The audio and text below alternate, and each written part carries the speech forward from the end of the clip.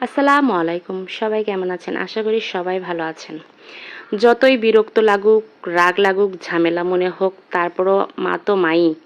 আমাকে এই কাজটা প্রত্যেক দিন করতে হয়। বিরক্ত লাগে, তারপরও কি করব?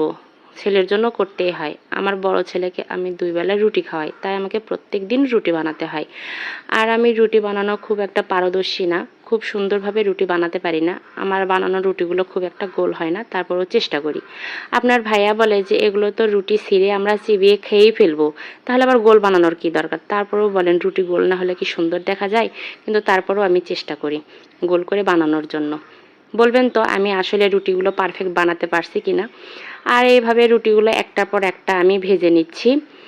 কয়েকটা রুটি বানাচ্ছি, অনেকগুলোই হচ্ছে প্রায়। শুধু আমার ছেলেই খাবে না, আপনার ভাইয়াও খাবে, আমিও ২টো একটা খাই। আর এইভাবে আমি রুটিগুলো একটার পর একটা ভেজে নিচ্ছি। আরও কয়েকটা ভাজার আছে।